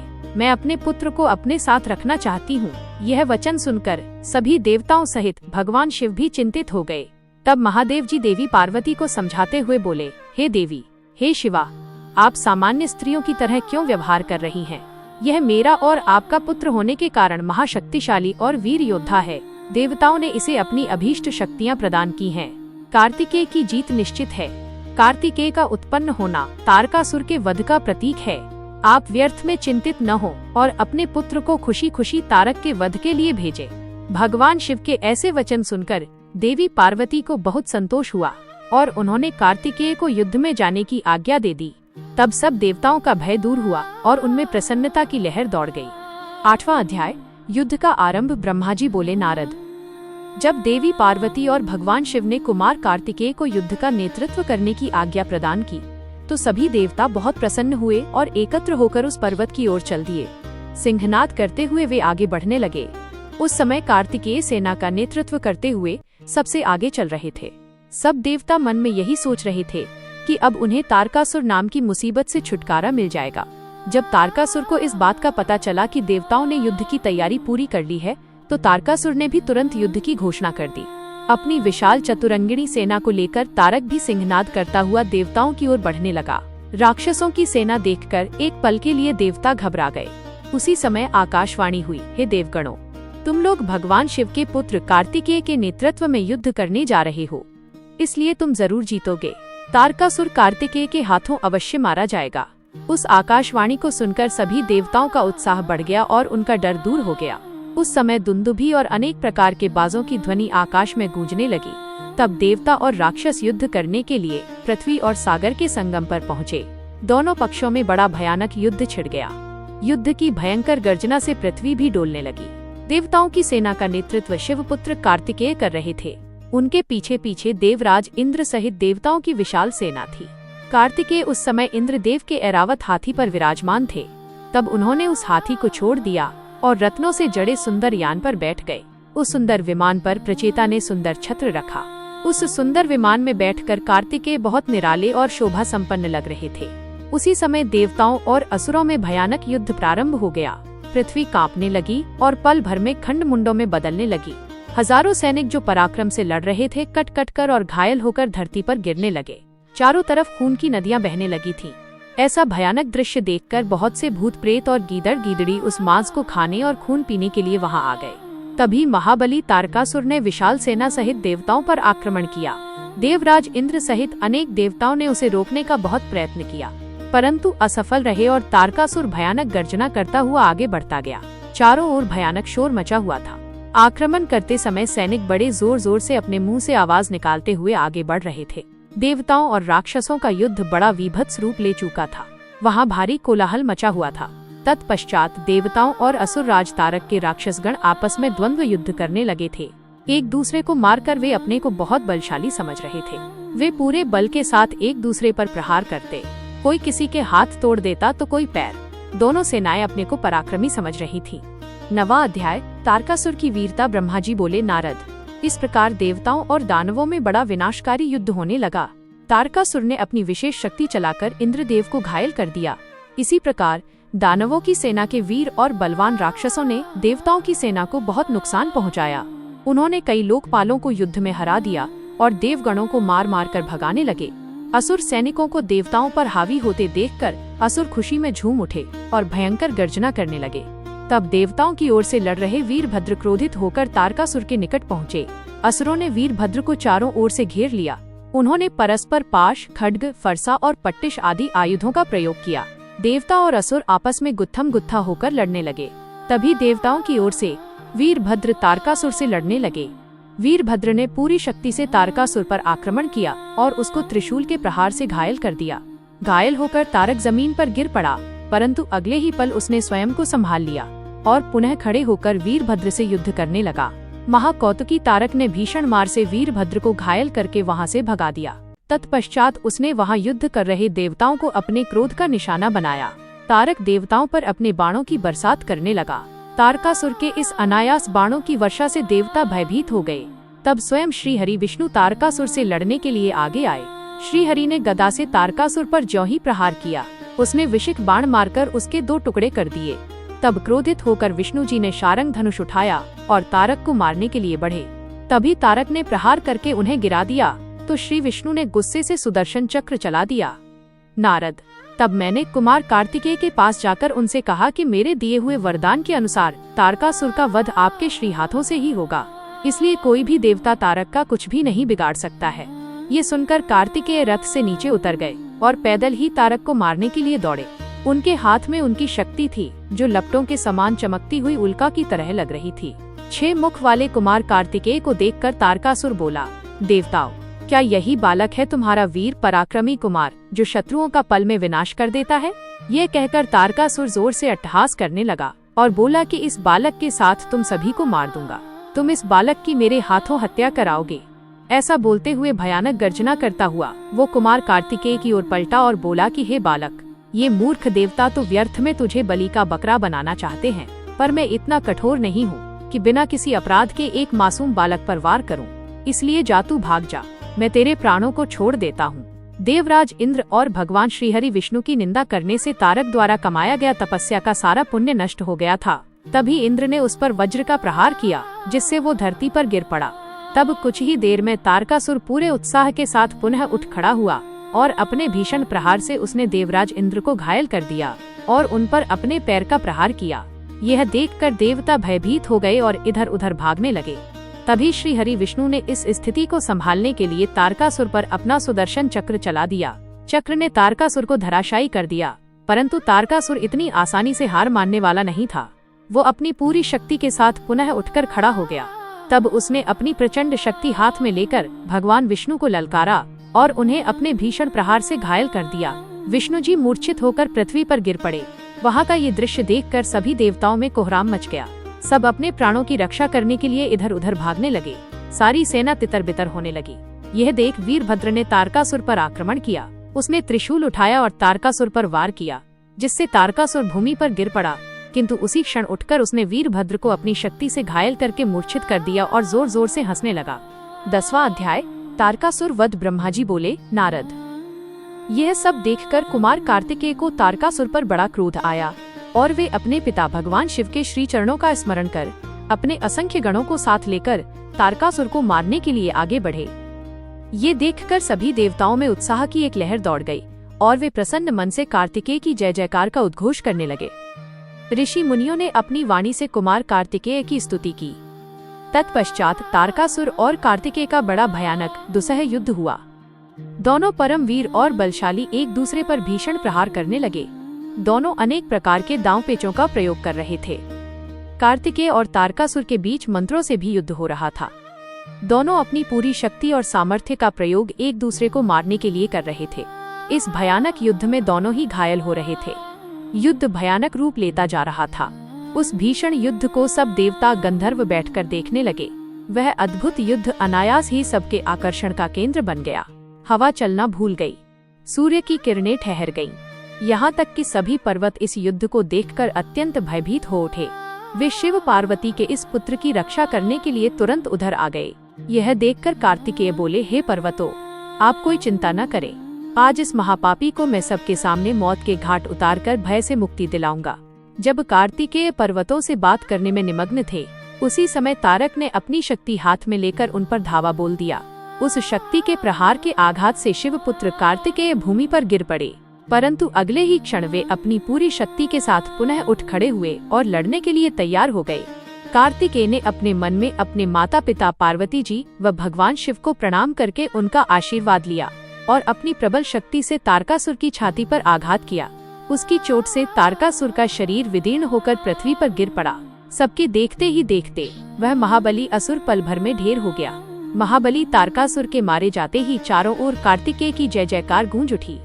तारकासुर के वध से सभी देवता बहुत प्रसन्न थे। तब अपने महाराज तारकासुर को मरा जानकर असुरों की विशाल सेना में भयानक कोलाहल मच गया। अपने प्राणों की रक्षा करने के लिए सभी असुर इधर उधर भाग रहे थे। देवताओं ने मिलकर सभी असुरों को मार गिराया। कुछ असुर डरकर मैदान छोड़कर भाग खड़े हुए थे, तो बहुत से दैत्य और राक्षस हाथ जोड़कर कुमार कार्तिकेय की शरण में आ गए और उनसे क्षमा मांगने लगे। तब कुमार ने प्रेम पूर्वक उन्हें क्षमा कर दिया और उन दानवों को आदेश दिया कि वे सदैव के लिए पाताल में चले जाएं। इस प्रकार तारकासुर के मारे जाने पर उसकी सारी सेना पल भर में नष्ट हो गई। यह देखकर देवराज इंद्र के साथ साथ समस्त देवताओं और संसार के प्राणियों में खुशी की लहर दौड़ पड़ी। पूरा त्रिलोक आनंद में डूब गया। जैसे ही कुमार कार्तिकेय की विजय का समाचार भगवान शिव पार्वती के पास पहुंचा, वे तुरंत अपने गणों को साथ लेकर युद्ध स्थल पर पधारे। श्री पार्वती जी ने अपने प्राण प्रिय पुत्र को अपने हृदय से लगा लिया और अपनी गोद में बिठाकर बहुत देर तक उसे चूमती रहीं। तभी वहां पर पर्वतराज हिमालय भी पहुंच गए और उन्होंने अपनी पुत्री पार्वती, भगवान शिव और कार्तिकेय की स्तुति की। चारों दिशाओं से उन पर फूलों की वर्षा होने लगी। मंगल ध्वनि हर ओर गूंजने लगी। हर तरफ उनकी ही जय जयकार हो रही थी। देवताओं के स्वामी देवराज इंद्र ने अपने साथी देवताओं के साथ कुमार कार्तिकेय की हाथ जोड़कर स्तुति की। तत्पश्चात भगवान शिव अपनी पत्नी पार्वती को साथ लेकर शिवगणों सहित कैलाश पर्वत पर लौट गए। 11वां अध्याय बाणासुर और दैत्य प्रलंब का वध। ब्रह्मा जी बोले, नारद, जब तारकासुर कुमार कार्तिकेय के द्वारा मारा गया, तब ये देखकर सभी देवताओं, ऋषि मुनियों सहित जन साधारण में प्रसन्नता की लहर दौड़ गई। सभी खुश थे। सभी देवताओं ने मिलकर भक्ति भाव से कार्तिकेय की स्तुति की। तभी क्रौंच नामक एक पर्वत दुखी होकर कार्तिकेय के पास आया। वह क्रौंच बाणासुर नामक दैत्य द्वारा सताया गया था। वह कुमार के सामने हाथ जोड़कर खड़ा हो गया और भक्ति भाव से स्वामी कार्तिकेय की स्तुति करने लगा। तत्पश्चात बोला, हे प्रभु, बाणासुर मुझे बहुत कष्ट दे रहा है, आप उससे मेरी रक्षा कीजिए। तब कार्तिकेय ने पर्वतराज क्रौंच की स्तुति से प्रसन्न होकर क्रौंच को सांत्वना दी। जब पर्वतराज क्रौंच शांत हो गए, तब कुमार कार्तिकेय ने उन्हें उनके दुखों और कष्टों से छुटकारा दिलाने हेतु भगवान शिव का स्मरण करके वहीं से अपनी अद्भुत शक्ति का परिचय देते हुए एक अनोखी शक्ति छोड़ी। इस शक्ति का प्रयोग कुमार कार्तिकेय ने उस दुष्ट राक्षस बाणासुर पर किया था। तब वह शक्ति दैत्यराज बाणासुर को भस्म करके शीघ्र ही कार्तिकेय के पास वापस लौट आई। यह शक्ति जब उनके पास वापस पहुंच गई, तब वे क्रौंच से बोले, हे पर्वतराज क्रौंच, अब आपको बाणासुर नामक दैत्य से डरने की कोई आवश्यकता नहीं है। मैंने बाणासुर को मारकर तुम्हारी इस परेशानी को सदा सदा के लिए हल कर दिया है। अतः अब तुम अपने भय को छोड़कर हमेशा के लिए निर्भय हो जाओ। अब तुम प्रसन्नता पूर्वक अपने घर की ओर प्रस्थान करो। बाणासुर के भय से मुक्ति का समाचार पाकर पर्वतराज क्रौंच बहुत प्रसन्न हुआ और उसने भक्ति भाव से कार्तिकेय की स्तुति की। तत्पश्चात वह उनसे विदा लेकर अपने गृह स्थान की ओर चल दिया। वहां पहुंचकर क्रौंच ने अपने स्वामी कार्तिकेय की प्रसन्नता के लिए भगवान शिव के 3 शिवलिंगों की स्थापना की। प्रतिज्ञेश्वर, कपालेश्वर और कुमारेश्वर नामक ये 3 शिवलिंग विश्व विख्यात हैं और लोगों की आस्था और भक्ति का जीता जागता उदाहरण है। ये शिवलिंग सिद्धिदायक हैं और 16 महान ज्योतिर्लिंगों में सम्मिलित हैं। पर्वतराज क्रौंच के अपने स्थान पर वापस लौट जाने के उपरांत देवताओं के गुरु बृहस्पति ने कुमार कार्तिकेय से कहा कि कुमार, देवताओं द्वारा आपको शिव पार्वती की आज्ञा से यहाँ महाबली तारकासुर का वध करने के लिए लाया गया था। इस अभीष्ट कार्य की पूर्ति हो चुकी है, अतः अब आपको कैलाश पर्वत पर लौट जाना चाहिए। गुरु बृहस्पति की बात अभी पूरी भी नहीं हुई थी कि तभी प्रलंबासुर नामक दैत्य ने बहुत उपद्रव मचाना शुरू कर दिया और लोगों को कष्ट देना आरंभ कर दिया। तब शेष जी के पुत्र कुमुद दुखी अवस्था में कुमार कार्तिकेय के पास आए। वहां आकर कुमुद ने कार्तिकेय की स्तुति की और कहा, हे प्रभु, मैं आपकी शरण में आया हूँ। हे गिरिजा पुत्र, मुझे प्रलंबासुर की प्रताड़ना से मुक्ति दिलाइए। तब कुमार कार्तिकेय ने प्रसन्नता पूर्वक कुमुद को प्रलंबासुर द्वारा दिए गए कष्टों से मुक्ति दिलाने हेतु अपनी शक्ति द्वारा उसका भी संहार कर दिया। उस प्रलंबासुर को उसके साथियों सहित मरा जानकर उसके शेष पुत्र कुमुद ने कार्तिकेय की बहुत स्तुति की और अपने निवास स्थान पाताल को चला गया। 12वां अध्याय कार्तिकेय का कैलाश गमन। ब्रह्मा जी बोले, हे नारद, इस प्रकार जब कार्तिकेय द्वारा दैत्यराज बाणासुर और प्रलंबासुर को भस्म कर दिया गया, तब सभी देवताओं ने सहर्ष कुमार कार्तिकेय का स्तवन किया। देवता बोले, हे देव, हम राक्षस राज तारक का वध करने वाले आपको नमस्कार करते हैं। हे शंकर नंदन, हे गिरिजा पुत्र, आपने बाणासुर और प्रलंबासुर नामक राक्षसों को मारकर इस त्रिलोक के संकटों को दूर किया है। आपकी भक्ति पवित्र है तथा आपका स्वरूप विघ्नों का नाश कर अभय प्रदान करने वाला है। हम सब स्वच्छ मन से आपकी स्तुति करते हैं। आप हमारी इस स्तुति को स्वीकार करें। कुमार, हम आशा करते हैं कि आप इसी प्रकार सदैव हमारे कष्टों और संकटों को दूर करने में हमारी सहायता करेंगे। देवताओं द्वारा की गई इस अनन्य स्तुति को सुनकर कुमार कार्तिकेय का हृदय प्रसन्नता से खिल उठा। उन्होंने सभी देवताओं को सहर्ष उत्तम वरदान प्रदान किए तथा भविष्य में सदैव सहायता करने का उन्हें वचन दिया। पर्वतों द्वारा की गई स्तुति से प्रसन्न होकर कार्तिकेय बोले, हे भूधरो, आप सदा से उत्तम और श्रेष्ठ हैं। आज से आप सभी साधु संतों और तपस्या में लीन रहने वाले साधकों द्वारा पूजनीय होंगे। पर्वतों में श्रेष्ठ मेरे नाना हिमालय इन ज्ञानियों और तपस्वियों के लिए फलदाता सिद्ध होंगे। श्री हरि विष्णु बोले, हे कुमार, महाबली तारक का वध करके आपने इस चराचर जगत को सुखी कर दिया है। अब आप अपना पुत्र होने का कर्तव्य भी निभाएं। अब आपको अपने माता पिता भगवान शिव और पार्वती की प्रसन्नता के लिए उनके पास कैलाश पर्वत पर जाना चाहिए। तत्पश्चात कुमार सभी देवताओं के साथ दिव्य विमान में बैठकर अपने माता पिता के पास कैलाश पर्वत की ओर चल दिए। वे सब आनंद ध्वनि करते हुए भगवान शिव के पास पहुँचे। विष्णु जी सहित सभी देवताओं ने त्रिलोकनाथ भगवान शिव को प्रणाम करके उनकी स्तुति की। कुमार कार्तिकेय ने भी अपने माता पिता को सेवा भाव से प्रणाम किया। भगवान शिव ने प्रसन्नता से अपने पुत्र का मुंह चूम लिया और बहुत स्नेह किया। देवी पार्वती ने कुमार को अपनी गोद में बिठाकर खूब चूमा। ये देखकर सभी देवता आनंद में मगन होकर शिव पार्वती और कार्तिकेय की जय जयकार करने लगे। तत्पश्चात सभी देवताओं सहित श्री हरि विष्णु और मैं भी देवाधिदेव शिवजी से जाने की आज्ञा मांगी और अपने अपने लोक को चले गए। तब भगवान शिव अपनी प्राणप्रिया देवी पार्वती और पुत्र कार्तिकेय के साथ आनंद पूर्वक कैलाश पर निवास करने लगे। 13वां अध्याय पार्वती द्वारा गणेश की उत्पत्ति। सूत जी कहते हैं, कुमार कार्तिकेय के उत्तम चरित्र को सुनकर नारद जी बहुत प्रसन्न हुए और प्रसन्नता पूर्वक ब्रह्मा जी से बोले, हे विधाता, आप ज्ञान के अथाह सागर हैं तथा करुणा निधान भगवान शिव के विषय में सब कुछ जानते हैं। आपने शिवपुत्र स्वामी कार्तिकेय के अमृतमय चरित्र को सुनाकर मुझ पर बड़ी कृपा की है। भगवन, अब मैं विघ्न विनाशक श्री गणेश के विषय में जानना चाहता हूँ। उनके दिव्य चरित्र, उनकी उत्पत्ति के विषय में सब कुछ सविस्तार बताकर मुझे कृतार्थ कीजिए। मुनिश्रेष्ठ नारद के ये उत्तम वचन सुनकर ब्रह्मा जी हर्षपूर्वक बोले, नारद, तुम गणेश उत्पत्ति की कथा सुनना चाहते हो, अतएव तुम्हारी प्रसन्नता के लिए मैं तुम्हें उनके जन्म के विषय में बताता हूँ। एक बार की बात है, देवी पार्वती की 2 सखियां जया और विजया, जो सदा से ही उनके पास रहती थीं, उनके पास आईं और बोली, हे सखी, यहाँ कैलाश पर्वत पर भगवान शिव के असंख्य गण हैं। वे सदा भगवान शिव की आज्ञा का प्रसन्नता से पालन करते हैं। वे सदा भगवान शिव की आज्ञा को ही सर्वोपरि मानते हैं। इसलिए आपको भी अपने लिए किसी एक विशेष ऐसे गण की रचना करनी चाहिए जिसके लिए आपकी ही आज्ञा सर्वोच्च हो और वह किसी अन्य के सामने न झुके। अपनी सखियों की बात यद्यपि पार्वती को एक बार को अच्छी लगी, परंतु अगले ही पल वे बोलीं कि भला मुझमें और मेरे पति में क्या भेद है, हम दोनों एक ही हैं और सभी शिवगण मुझमें और सदाशिव में कोई अंतर नहीं समझते। वे हम दोनों की ही आज्ञाओं का सदा पालन करते हैं। पार्वती जी के ये वचन सुनकर उनकी सखियां आगे कुछ नहीं बोली और वहां से चली गईं। एक दिन की बात है, देवी पार्वती अपने कक्ष में स्नान कर रही थीं। वे नंदी को द्वारपाल बनाकर द्वार पर बैठा कर गई थीं। तभी कक्ष में भगवान शिव का प्रवेश हो गया, क्योंकि नंदी अपने आराध्य शिव को अंदर आने से रोक न पाए। देवी पार्वती को उस समय बड़ी लज्जा महसूस हुई। इस घटना के उपरांत पार्वती को अपनी सखियों द्वारा दिए गए सुझाव का स्मरण हुआ। तब उन्होंने सोचा कि मेरा भी कोई ऐसा सेवक होना चाहिए जो कार्यकुशल हो और मेरी आज्ञा का सदैव पालन करे, अपने कर्तव्य से कभी भी विचलित न हो। ऐसा विचार करके उन्होंने अपने शरीर के मैल से शुभ लक्षणों से युक्त उत्तम बालक की रचना की। वह बालक शोभा संपन्न, महाबली, पराक्रमी और सुंदर था। पार्वती जी ने उसे सुंदर वस्त्र और आभूषणों से विभूषित करके उसे अनेक आशीर्वाद दिए। पार्वती ने कहा कि तुम मेरे पुत्र हो, तुम्हारा नाम गणेश है।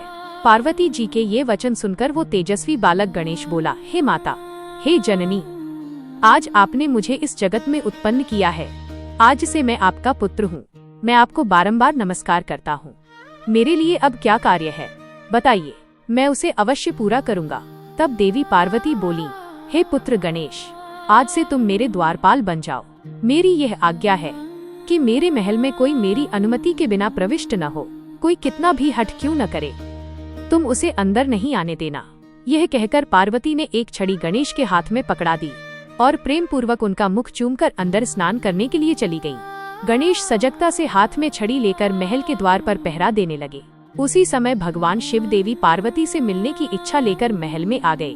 जब वे द्वार पर पहुँचे तो गणेश ने उनसे कहा, हे देव, इस समय मेरी माता अंदर स्नान कर रही हैं, अतः आप यहाँ से चले जाएं तथा बाद में आएं। ये कहकर उन्होंने भगवान शिव के सामने छड़ी अड़ा दी।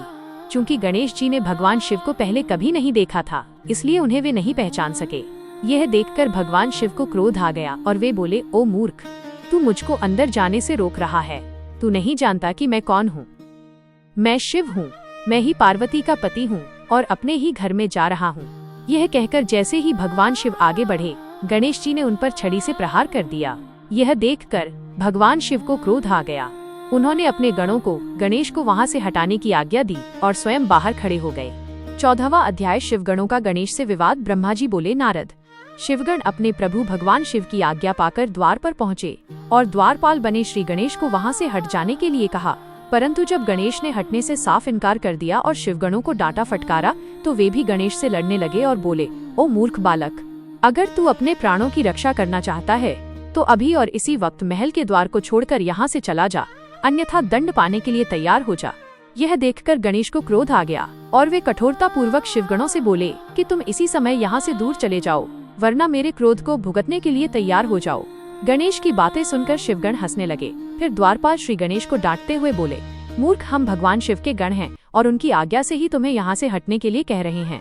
अब तक तुम्हें बालक समझकर हम छोड़ रहे थे, परंतु तुम तो बहुत ही हठी बालक हो, जो मानने को बिल्कुल भी तैयार नहीं हो। अभी भी कहते हैं कि शीघ्र ही यहाँ से हट जाओ, अन्यथा मार दिए जाओगे। शिवगणों के इन वाक्यों को सुनकर गणेश जी अत्यंत क्रोधित हो गए। उन्होंने शिवगणों को डांटा और धमकाकर वहाँ से भगा दिया। उनके इस प्रकार डांटने से शिवगण भयभीत होकर वहाँ से भागकर भगवान शिव के पास वापस आ गए। वहाँ जाकर उन शिवगणों ने अपने स्वामी भगवान शिव को जाकर सारी बातें बता दी। यह सुनकर भगवान शिव ने क्रोधित होकर श्री गणेश को द्वार से हटाने का आदेश अपने गणों को दिया। शिवगण पुनः द्वार पर पहुँचे और गणेश को हटने के लिए कहने लगे, परंतु गणेश ने वहाँ से हटने से साफ इनकार कर दिया। गणेश निर्भय होकर उन गणों से बोले कि मैं पार्वती का पुत्र हूँ और तुम भगवान शिव के गण हो। हम दोनों ही अपनी अपनी जगह अपने अपने कर्तव्य का पालन कर रहे हैं। तुम शिवजी की आज्ञा मानकर मुझे द्वार से हटाना चाहते हो, परंतु मैं अपनी माता की आज्ञा मानते हुए उनकी बिना आज्ञा प्राप्त किए किसी को भी इस द्वार से प्रवेश करने की आज्ञा नहीं दे सकता। अतः मुझसे बार बार द्वार से हटने के लिए न कहो और जाकर अपने आराध्य स्वामी को इसकी सूचना दे दो। तब शिवगण भगवान शिव के पास गए और उन्हें सब बातों से अवगत करा दिया। भगवान शिव तो महान लीलाधारी हैं, उनकी बातों को समझ पाना अत्यंत कठिन है। ये सुनकर उन्होंने अपने गणों से कहा कि वो छोटा सा बालक अकेला तुम्हें डरा रहा है और तुम इतनी अधिक संख्या में होकर भी उससे डर रहे हो। जाओ, जाकर उससे युद्ध करो और उसे बंदी बनाकर द्वार के सामने से हटाकर ही मेरे सामने आना। 15वां अध्याय शिवगणों से गणेश का युद्ध। ब्रह्मा जी बोले, नारद, जब भगवान शिव ने इस प्रकार अपने गणों को आज्ञा दी कि वे द्वार पर खड़े उस गण को किसी भी प्रकार से हटा दें, तब शिवगण निर्भय होकर पुनः महल के द्वार पर आ खड़े हुए। उन्हें देखकर गणेश जी हंसने लगे और बोले कि तुम फिर से आ गए। तुम्हें मैंने अभी समझाया था कि मैं यहाँ से हटने वाला नहीं हूँ। मेरी माता पार्वती ने मुझे इसीलिए ही उत्पन्न किया है ताकि मैं उनकी हर आज्ञा का पालन कर सकूं। मेरे लिए उनकी आज्ञा ही सर्वश्रेष्ठ है, उनकी अवज्ञा मेरे वश में नहीं है। तुम ऐसे ही बार बार मुझे परेशान करने के लिए यहाँ आ रहे हो। तब शिवगण बोले, अरे मूर्ख, अब की बार हम तुमसे विनम्रता से कहने नहीं आए हैं, क्योंकि लातों के भूत बातों से नहीं मानते। अब हम तुम्हें तुम्हारी धृष्टता के लिए दंड देने आए हैं। यह कहकर सभी शिवगण, जो कि विभिन्न प्रकार के आयुधों से विभूषित थे, गणेश पर टूट पड़े। गणेश और शिवगणों में बहुत भयानक युद्ध होने लगा, परंतु गणेश के साहस और पराक्रम को देखकर सभी शिवगणों के होश उड़ गए। शिवजी का कोई भी गण गणेश को परास्त नहीं कर सका। गणेश ने अकेले ही अनेक शिवगणों को मार मार कर घायल कर दिया और वहां से भागने को विवश कर दिया। तत्पश्चात पुनः महल के द्वार पर डटकर खड़े हो गए। तब सब शिवगण घायल अवस्था में शिवजी के पास पहुँचे और उन्हें सारी बातें कह सुनाई। हे नारद, तभी मैं और श्रीहरि भी भगवान शिव के दर्शनों के लिए कैलाश पर पहुँचे। वहाँ हमने भगवान शिव को इस प्रकार चिंतित देखकर उनकी परेशानी का कारण पूछा। तब शिवजी ने कहा, हे विधाता, हे विष्णु, मेरे महल के द्वार पर एक बालक हाथ में छड़ी लेकर खड़ा है और वो मुझे महल के भीतर नहीं जाने दे रहा है। अतः मैं यहाँ खड़ा हूँ। उसने मेरे गणों को भी मार पीट कर वहाँ से भगा दिया है। ब्रह्मा जी, आप जाकर उस बालक को समझाएं। तब मैं भगवान शिव की आज्ञा से गणेश को समझाने के लिए गया। मुझे वहां आया देखकर गणेश जी का क्रोध और बढ़ गया और वे मुझे मारने के लिए दौड़े। उन्होंने मेरी दाढ़ी मूछें नोच डाली और मेरे साथ गए गणों को प्रताड़ित करने लगे। ये देखकर मैं वहां से लौट आया। भगवान शिव को मैंने सारी घटना बता दी। यह सुनकर उन्हें बहुत क्रोध आया। तब शिवजी ने इंद्र सहित सभी देवताओं, भूतों, प्रेतों को गणेश जी को द्वार से हटाने के लिए भेजा, परंतु यह सब व्यर्थ हो गया। गणेश ने सबको मार पीट कर वहां से भगा दिया। उस छोटे से बालक ने देवताओं की विशाल सेना के छक्के छुड़ाकर रख दिए। जब इस बात की सूचना महादेव जी को मिली तो वे बहुत क्रोधित हुए और स्वयं ही गणेश को दंडित करने के लिए चल दिए। 16वां अध्याय, गणेश जी का शिरोच्छेदन। ब्रह्मा जी बोले, हे मुनिश्रेष्ठ नारद, इस प्रकार जब सभी शिवगण, देवता और भूत प्रेत उस बालक द्वारा परास्त हो गए तो स्वयं भगवान शिव उस बालक को दंड देने के लिए चल दिए। वहां गणेश ने अपनी माता के चरणों का स्मरण करके भगवान शिव से युद्ध करना आरंभ किया। एक छोटे से बालक को इस प्रकार निर्भयता पूर्वक युद्ध करते देखकर भगवान शिव आश्चर्यचकित रह गए। इतना वीर, पराक्रमी और साहसी बालक देखकर शिवजी को एक पल अच्छा लगा, परंतु तभी अगले पल उन्हें उस बालक की धृष्टता का स्मरण हो आया। उस बालक ने उनके प्रिय भक्तों और गणों सहित देवराज इंद्र व मुझे भी प्रताड़ित किया था। भगवान शिव क्रोध के वशीभूत होकर गणेश से युद्ध करने लगे। उन्होंने अपने हाथ में धनुष उठा लिया। भगवान शिव को इस प्रकार अपने निकट आते देखकर गणेश ने अपनी माता पार्वती का स्मरण करके भगवान शिव पर अपनी शक्ति से प्रहार कर दिया। गणेश के प्रहार से शिवजी के हाथ का धनुष टूटकर गिर गया। तब उन्होंने पिनाक उठा लिया, परंतु गणेश ने उसे भी गिरा दिया। ये देखकर शिवजी का क्रोध 7वें आसमान पर पहुंच गया। उन्होंने त्रिशूल उठा लिया। अब तो गणेश और त्रिलोकनाथ भगवान शिव के बीच अत्यंत भयानक युद्ध छिड़ गया। भगवान शिव तो सर्वेश्वर हैं, सब देवताओं में श्रेष्ठ और लीलाधारी हैं। उनकी माया को समझ पाना हर किसी के वश की बात नहीं है। वे महान वीर और पराक्रमी हैं। उनकी शक्ति को ललकारना स्वयं अपनी मृत्यु को बुलावा देने जैसा है, परंतु गणेश भी यह न समझ सके। अपनी माता का आशीर्वाद पाकर गणेश ने अपने को अजेय जानकर पूरे पराक्रम से युद्ध किया। दोनों में भीषण युद्ध चलता रहा। सभी देवताओं और शिवगणों के साथ मैं भी उनका वह युद्ध विस्मित होकर देखता रहा। जब गणेश किसी भी तरह से अपने हट से पीछे हटने को तैयार न हुए तो भगवान शिव के क्रोध की सारी सीमाएं टूट गईं और उन्होंने अपने त्रिशूल से गणेश का सिर काट दिया। 17वां अध्याय, पार्वती का क्रोध एवं गणेश को जीवन दान। नारद जी बोले, हे ब्रह्मा जी, जब भगवान शिव ने क्रोधित होकर देवी पार्वती के प्रिय पुत्र गणेश का सिर काट दिया तब फिर क्या हुआ? जब देवी पार्वती को गणेश की मृत्यु की सूचना मिली तो उन्होंने क्या किया? भगवान, मुझ पर कृपा कर मुझे आगे के वृत्तांत के बारे में बताइए। नारद जी के इस प्रकार प्रश्न करने पर ब्रह्मा जी मुस्कुराए और बोले, नारद, जैसे ही भगवान शिव ने क्रोधवश उस बालक का सिर काटकर उसे मौत के घाट उतारा, वैसे ही वहां खड़े सभी शिवगणों की प्रसन्नता देखते ही बनती थी। उन सभी ने खुश होकर गाजे बाजे बजाए और वहां बहुत बड़ा उत्सव होने लगा।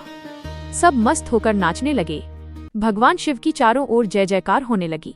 दूसरी ओर जब पार्वती स्नान कर चुकी तो उन्होंने अपनी सखी को बाहर भेजा कि वो गणेश को अंदर बुला ले, और जब वो बाहर गई तो उसने वहां का जो हाल देखा उसे देखकर भयभीत हो गई।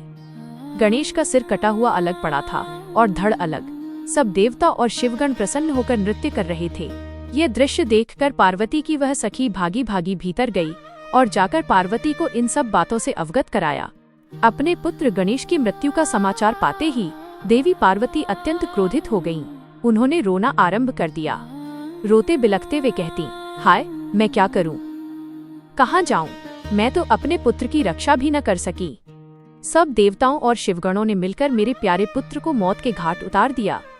अब मैं भी अपने पुत्र का संहार करने वालों का विनाश करके रहूंगी। मैं प्रलय मचा दूंगी। ये कहकर उन्होंने 100,000 शक्तियों की रचना कर दी और देखते ही देखते वहां मां जगदम्बा की विशाल सेना इकट्ठी हो गई।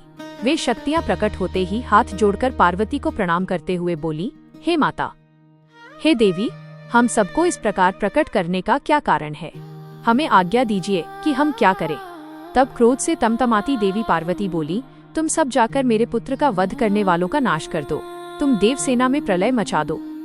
आज्ञा पाते ही देवी पार्वती की वह शक्तिशाली सेना वहां से चली गई। बाहर जाकर उसने देवताओं और शिवगणों पर आक्रमण कर दिया। वे क्रोधित देवियां किन्हीं देवताओं को पकड़ पकड़कर अपने मुंह में डाल लेती तो किसी पर अस्त्र शस्त्रों का प्रहार करती। इस प्रकार उन्होंने वहां बहुत आतंक मचाया। वहाँ चारों ओर त्राही त्राही मच गई। लोग अपनी जान बचाने के लिए जहाँ तहाँ भागने लगे। ये नज़ारा देखकर भगवान शिव, मैं और श्रीहरि विष्णु बहुत चिंतित हुए। हमने सोचा कि अगर इन दैवीय शक्तियों को न रोका गया तो पल भर में ही देवताओं की समाप्ति हो जाएगी, इस धरा पर प्रलय आ जाएगी। सब सोचने लगे कि इस विनाश लीला को कैसे रोका जा सकता है। नारद उसी समय तो आकर कहने लगे कि इस संहार को देवी पार्वती ही रोक सकती हैं। इसके लिए आवश्यक है कि उनकी स्तुति करके उन्हें प्रसन्न किया जाए और किसी भी तरह उनके क्रोध को शांत किया जाए। सभी देवताओं को तुम्हारा ये विचार बहुत पसंद आया, परंतु देवी पार्वती के गुस्से से सभी घबरा रहे थे। उनके सामने जाने का साहस किसी में भी नहीं था। सबने तुम्हें आगे कर दिया। हम सब महल के भीतर पार्वती के पास गए। सब देवता मिलकर देवी की स्तुति करने लगे और बोले, हे जगदम्बे, हे चंडिके, हम सब आपको प्रणाम करते हैं। आप आदि शक्ति हैं, आप परम शक्तिशाली हैं। आपने ही इस जगत की रचना की है। आप ही प्रकृति हैं। आप प्रसन्न होने पर मनोवांछित फलों को देती हैं, जबकि क्रोधित होने पर सब कुछ छीन लेती हैं। हे देवी, हम सब अपने अपराध के लिए आपसे क्षमा याचना करते हैं। हम सबके अपराध को क्षमा कर दो और अपने क्रोध को शांत करो। हे महामाई, हम तुम्हारे चरणों में अपना शीश झुकाते हैं। हे माता, हम पर अपनी कृपा दृष्टि करो। हे परमेश्वरी, सब कुछ भूलकर प्रसन्न हो जाओ और भयानक रक्तपात को रोक दो। इस प्रकार देवताओं की स्तुति सुनकर देवी चुप रहीं। कुछ समय सोचकर बोली, हे देवताओं, वैसे तो तुम्हारा अपराध सर्वथा अक्षम्य है, फिर भी तुम्हारी क्षमा याचना को मैं सिर्फ एक शर्त पर स्वीकार कर सकती हूँ। यदि मेरा पुत्र गणेश पहले की भांति जीवित हो जाए तो मैं तुम सबको क्षमा कर दूंगी। ये सुनकर सब देवता चुप हो गए, क्योंकि ये तो असंभव कार्य था। फिर सभी देवता हाथ जोड़कर करुण अवस्था में भगवान शिव के सामने खड़े हो गए और बोले, भगवान, अब आप ही हमारी रक्षा कर सकते हैं। जिस प्रकार आपने गणेश का सिर काटकर उसे मारा है, उसी प्रकार अब उसे जीवित कर दीजिए। देवताओं की प्रार्थना सुनकर भगवान शिव बोले कि देवताओं, तुम परेशान मत हो, मैं वही कार्य करूंगा जिससे तुम्हारा मंगल हो। भगवान शिव ने देवताओं को आदेश दिया कि उत्तर दिशा में जाएं और जो भी पहला प्राणी मिले उसका सिर काटकर ले आएं। तब उसका सिर हम गणेश के धड़ से जोड़कर उसे जीवित कर देंगे। देवता उत्तर दिशा की ओर चल दिए। वहां सर्वप्रथम उन्हें एक दांत वाला हाथी मिला। वे उसका सिर काट कर ले आए। वहां महल के द्वार पर वापस आकर उन्होंने गणेश के धड़ को धो पोंछकर साफ किया और उसकी पूजा की। तब उसमें हाथी का सिर लगा दिया। तत्पश्चात श्रीहरि विष्णु ने भगवान शिव के चरणों का ध्यान करते हुए मंत्रों से अभिमंत्रित जल गणेश के मृत शरीर पर छिड़का। जल के छींटे पड़ते ही भगवान शिव की कृपा से वो बालक ऐसे उठ खड़ा हुआ जैसे अभी अभी नींद से जागा हो। वो बालक अब हाथी का मुख लग जाने से गजमुखी हो गया था, परंतु फिर भी बहुत सुंदर और दिव्य लग रहा था। रक्त वर्ण का वह बालक अद्भुत शोभा से आलोकित हो रहा था। जब भगवान शिव की कृपा से पार्वती पुत्र गणेश जीवित हो गया तो सभी देवता और शिवगण अत्यंत प्रसन्न होकर नृत्य करने लगे। उनका सारा दुख पल भर में ही दूर हो गया। देवी पार्वती अपने प्रिय पुत्र गणेश को जीवित देखकर बहुत प्रसन्न हुई। उनका क्रोध भी शांत हो गया था। 18वां अध्याय। गणेश गौरव। नारद जी बोले, हे विधाता, जब भगवान शिव की कृपा से पार्वती पुत्र गणेश पुनः जीवित हो गए तब वहाँ क्या हुआ? जीवित होकर उन्होंने क्या कहा? नारद जी का यह प्रश्न सुनकर ब्रह्मा जी बोले, हे नारद, जब श्रीहरि विष्णु ने हाथी का मस्तक गणेश के धड़ से जोड़कर उसे जीवित कर दिया तब ये देखकर देवी पार्वती बहुत प्रसन्न हुई। उन्होंने गणेश को बाहों में भरकर गले से लगा लिया और उसे चूमने लगी। फिर उन्होंने गणेश को सुंदर व मनोहर वस्त्रों एवं रत्न जड़ित आभूषणों से सजाया। अनेक सिद्धियों एवं मंत्रों से विधिपूर्वक अपने पुत्र का पूजन करने के बाद कल्याणमयी पार्वती ने गणेश के सिर पर हाथ रखकर वरदान देते हुए कहा, ऐ मेरे प्यारे पुत्र गणेश, तुझे तेरी माता की आज्ञा से बहुत कष्ट सहना पड़ा, परंतु आज के बाद तुझे कभी भी किसी भी प्रकार का कोई कष्ट नहीं होगा। सभी देवता तुझे पूजेंगे। पुत्र, तुम्हारे मस्तक पर सिंदूरी रंग की आभा है, इसलिए तुम्हारा पूजन सदैव सिंदूर से किया जाएगा। जो भी सिद्धियों और अभीष्ट फलों को प्राप्त करने के लिए तुम्हारा पूजन सिंदूर से करेगा, उसके काम में आने वाली सभी बाधाएं और विघ्न दूर हो जाएंगे। इस प्रकार जब देवी पार्वती ने गणेश पर अपने आशीर्वादों की कृपा की तब भगवान शिव भी प्रसन्नता पूर्वक गणेश के सिर पर हाथ फेरने लगे। माता पार्वती ने प्रसन्नता पूर्वक पहले भगवान शिव को देखा, फिर श्री गणेश को संबोधित करती हुई बोली, पुत्र, यही तुम्हारे पिता भगवान शिव हैं। तब गणेश जी तुरंत उठ खड़े हुए और भगवान शिव के चरणों पर गिरकर अपने अपराध की क्षमा मांगने लगे। गणेश ने कहा, हे पिताजी, मैं अज्ञानतावश आपको पहचान नहीं सका, इसी कारण मैंने आपको घर के भीतर नहीं जाने दिया था। हे प्रभु, आप मेरी इस मूर्खता को कृपा करके क्षमा कर दें। अपने पुत्र गणेश को इस प्रकार क्षमा याचना करते देखकर भगवान शिव ने प्रसन्नता पूर्वक उन्हें क्षमा कर दिया। तब मैं विष्णु जी और शिव जी त्रिदेवों ने कहा, जिस प्रकार इस संसार में हम तीनों देवों की पूजा होती है, उसी प्रकार गणेश भी सभी के द्वारा पूज्य होंगे। किसी भी मांगलिक कार्य में सर्वप्रथम गणेश का पूजन किया जाएगा, तत्पश्चात हम सबका। यदि ऐसा न किया गया तो पूजा सफल नहीं मानी जाएगी तथा पूजा का फल भी नहीं मिलेगा। तब शिवजी ने सभी मांगलिक पूजन वस्तुएं मंगाकर गणेश का पूजन किया। उसके बाद मैंने, विष्णु जी, पार्वती और अन्य देवताओं ने भी उनकी विधि विधान से पूजा की। उसके उपरांत सभी देवताओं ने उन्हें यथायोग्य वरदान प्रदान किए। उसी दिन से गणेश जी को अग्र पूजा का आशीर्वाद मिला। 19वां अध्याय, गणेश चतुर्थी व्रत का वर्णन। ब्रह्मा जी बोले, हे मुनिश्रेष्ठ नारद, इस प्रकार गणेश जी के जीवित होने पर सब ओर आनंद छा गया। सभी बहुत प्रसन्न थे। सभी देवता उन्हें विभिन्न प्रकार के वरदान प्रदान कर रहे थे। तब ईश्वरों के ईश्वर महादेव जी भी गणेश पर अपनी विशेष कृपा दृष्टि बनाकर बोले, हे गिरिजानंदन, तुम मेरे दूसरे पुत्र हो। तुम्हें न पहचानने के कारण तुम्हारा यहाँ अपमान हुआ है, इसलिए मेरे भक्तों ने तुम पर आक्रमण किया, परंतु आज से कोई भी तुम्हारा विरोध नहीं करेगा। तुम सभी के पूजनीय और वंदनीय होगे। तुम साक्षात जगदम्बा के तेज से उत्पन्न होने के कारण परम तेजस्वी और पराक्रमी हो। तुम्हारी वीरता और साहस का लोहा इस संसार में हर प्राणी मानेगा। आज से तुम मेरे सभी शिवगणों के अध्यक्ष हो। ये सभी तुम्हारे आदेशों का ही पालन करेंगे। आज से तुम गणपति नाम से भी जाने जाओगे।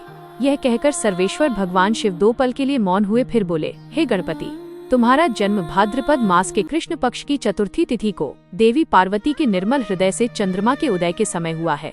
इसलिए आज से इस दिन जो भी पूरी भक्ति भावना से तुम्हारा स्मरण करके व्रत करेगा, उसे समस्त सुखों की प्राप्ति होगी। मार्गशीर्ष मास के कृष्ण पक्ष की चतुर्थी के दिन सुबह स्नान करके व्रत रखे। धातु, मूंगे या मिट्टी की मूर्ति बनाकर उसकी प्रतिष्ठा करे। तत्पश्चात मूर्ति की दिव्य गंधों, चंदन एवं सुगंधित फूलों से पूजा करे। रात्रि में 12 अंगुल लंबी 3 गांठ वाली 101 दूर्वाओं से पूजन करना चाहिए। उसके बाद धूप, दीप, नैवेद्य, तांबूल, अर्घ्य देकर गणेश जी की पूजा करे। बाद में बाल चंद्रमा का पूजन करें। फिर ब्राह्मणों को उत्तम भोजन कराएं। स्वयं बिना नमक का ही खाना खाएं। इस प्रकार इस उत्तम गणेश चतुर्थी व्रत को करें। जब व्रत करते करते 1 वर्ष पूरा हो जाए, तब भक्ति भावना से इस व्रत का उद्यापन करना चाहिए। उद्यापन में 12 ब्राह्मणों को भोजन कराएं। व्रत का उद्यापन करते समय पहले से स्थापित कलश के ऊपर गणेश की मूर्ति रखें। वेदी तैयार कर उस पर अष्टदल कमल बनाकर हवन करें। तत्पश्चात मूर्ति के सामने 2 स्त्रियों व 2 बालकों को बिठाकर उनकी विधि विधान से पूजा करें। फिर उन्हें आदर पूर्वक भोजन कराएं। पूरी रात उनका भक्ति भाव से जागरण करें। सुबह होने पर गणेश जी का पुनः पूजन करें। पूजन करने के पश्चात उनका विसर्जन कर दें। फिर बालकों से का आशीर्वाद लेकर उनसे स्वस्ति वाचन कराएं और व्रत को पूर्ण करने हेतु श्री गणेश को पुष्प अर्पित करें। तत्पश्चात भक्ति भाव से दोनों हाथ जोड़कर उन्हें नमस्कार करें। हे गणेश, इस प्रकार जो श्रद्धा पूर्वक उत्तम भक्ति भाव के साथ तुम्हारी शरण में आएगा और तुम्हें रोज पूजेगा, उसके सभी कार्य सफल हो जाएंगे तथा उसे सभी अभीष्ट फलों की प्राप्ति होगी। गणेश का पूजन सच्चे मन से सिंदूर, चंदन, चावल और केतकी के फूलों से करने वाले के सभी विघ्नों और क्लेशों का नाश हो जाएगा। उस मनुष्य के अभीष्ट कार्य अवश्य ही सिद्ध होंगे। यह गणेश चतुर्थी व्रत सभी स्त्री एवं पुरुषों के लिए श्रेष्ठ है। विशेषतः जो मनुष्य अभ्युदय की इच्छा रखते हैं, उन्हें उत्तम भक्ति भावना से इस व्रत को अवश्य करना चाहिए, क्योंकि गणेश चतुर्थी का व्रत करने वाले मनुष्य की सभी इच्छाएं और कामनाएं पूरी होती हैं। इसलिए सभी मनुष्यों को इस श्रेष्ठ व्रत को पूरा करना चाहिए तथा सदैव तुम्हारी भक्ति भाव से आराधना करनी चाहिए। इस प्रकार त्रिलोकनाथ भगवान शिव ने अपने पुत्र गणेश को सभी मनुष्यों तथा देवताओं द्वारा पूजित होने का उत्तम आशीर्वाद प्रदान किया। सभी देवता और ऋषि मुनि भगवान शिव के वचन सुनकर बहुत प्रसन्न हुए। उनके आनंद की कोई सीमा न रही। वे सभी भक्ति रस में डूबकर शिव पार्वती पुत्र गणपति की आराधना करने लगे। यह देखकर देवी पार्वती की खुशी की कोई सीमा न रही। वे देवताओं को अपने पुत्र गणेश का पूजन करते देख मन ही मन भगवान शिव के चरणों का ध्यान करते हुए उनका धन्यवाद करने लगीं। उनका सारा क्रोध पल भर में ही शांत हो गया था। उस समय सभी दिशाओं में सुमधुर दुंदुभियां बजने लगीं। अप्सराएं सहर्ष नृत्य करने लगीं। सुंदर मंगल गान होने लगे तथा श्री गणेश जी पर आकाश से फूलों की वर्षा होने लगी। अपने पुत्र को गणाधीश बनाए जाने पर माता पार्वती फूली नहीं समा रही थी। उस समय चारों ओर उत्सव होने लगा। तत्पश्चात उस समय वहां उपस्थित समस्त देवता और ऋषि मुनि उस स्थान के निकट गए, जहां भगवान शिव और देवी पार्वती अपने पुत्र गणेश के साथ विराजमान थे। देवताओं और ऋषियों ने भक्ति भावना से उन्हें नमस्कार किया और उनकी स्तुति करने लगे। फिर शिवजी से विदा लेकर सब अपने अपने धामों को चले गए। फिर मैं और श्रीहरि भी उनसे विदा लेकर अपने लोकों को लौट गए। जो मनुष्य शुद्ध हृदय से सावधान होकर इस परम मंगलकारी कथा को सुनता है, वह सभी मंगलों का भागीदार हो जाता है। ये गणेश चतुर्थी व्रत की उत्तम कथा पुत्रहीनों को पुत्र, निर्धनों को धन, रोगियों को आरोग्य, अभागों को सौभाग्य प्रदान करती है। जिस स्त्री का पति उसे छोड़कर चला गया हो, गणेश की आराधना के प्रभाव से पुनः उसके पास लौट आता है। दुखों और शोकों में डूबा मनुष्य इस उत्तम कथा को सुनकर शोक रहित होकर सुखी हो जाता है। जिस मनुष्य के घर में श्री गणेश की महिमा का वर्णन करने वाले उत्तम ग्रंथ रहते हैं, उस घर में सदा मंगल होता है। श्री गणेश की कृपा अपने भक्तों पर सदा रहती है और वे अपने भक्तों के कार्य में आने वाली सभी विघ्नों का विनाश कर उसकी सभी मनोकामनाओं को पूरा करते हैं। 20वां अध्याय, पृथ्वी परिक्रमा का आदेश, गणेश विवाह व कार्तिकेय का रुष्ट होना। नारद जी ने पूछा, हे विधाता, आपने मुझे श्री गणेश के जन्म एवं उनके अद्भुत पराक्रम और साहस के साथ माता पार्वती के द्वार की रक्षा करने का उत्तम वृत्तांत सुनाया। अब मुझे ये बताइए कि जब भगवान शिव ने गणेश को पुनर्जीवित करके अनेक आशीर्वाद प्रदान किए, तब उसके पश्चात वहाँ क्या हुआ? ब्रह्मा जी बोले, हे मुनिश्रेष्ठ नारद, तत्पश्चात भगवान शिव पार्वती अपने दोनों पुत्रों गणेश और कार्तिकेय के साथ आनंद पूर्वक अपने निवास कैलाश पर्वत पर रहने लगे। शिव पार्वती अपने पुत्रों गणेश और कार्तिकेय की बाल लीलाओं को देखकर बहुत प्रसन्न होते और बहुत लाड़ प्यार करते। वे दोनों अपने माता पिता की भक्ति भावना से पूजा अर्चना करते थे, जिससे शिव पार्वती बहुत प्रसन्न होते। धीरे धीरे ऐसी ही लीलाओं के बीच समय बीतता गया और गणेश व कार्तिकेय युवा हो गए। तब एक दिन शिव पार्वती साथ साथ बैठे हुए आपस में बातचीत कर रहे थे। देवी पार्वती ने भगवान शिव से कहा कि प्रभु, हमारे दोनों ही पुत्र विवाह के योग्य हो गए हैं, अतः हमें अब दोनों पुत्रों का विवाह कर देना चाहिए। तब दोनों ये विचार करने लगे कि पहले गणेश का विवाह किया जाए या कार्तिकेय का। जब माता पिता ने अपनी इच्छा पुत्रों को बताई तो उनके मन में भी विवाह की इच्छा जाग उठी। दोनों पुत्र विवाह के लिए सहर्ष तैयार हो गए। तब भगवान शिव अपने पुत्रों से बोले, हे पुत्रों, तुम दोनों ही हमारे लिए प्रिय हो, परंतु हम इस असमंजस में हैं कि तुम दोनों में से पहले किसका विवाह किया जाए। इसलिए हमने एक युक्ति निकाली है। तुम दोनों में से जो भी पृथ्वी की परिक्रमा करके पहले लौट आएगा, उसका विवाह पहले किया जाएगा। अपने पिता के ये वचन सुनकर कुमार कार्तिकेय तुरंत अपने वाहन पर सवार होकर यथाशीघ्र पृथ्वी की परिक्रमा करने हेतु माता पिता की आज्ञा लेकर निकल पड़े। परंतु श्री गणेश वहीं यथावत खड़े होकर कुछ सोचने लगे।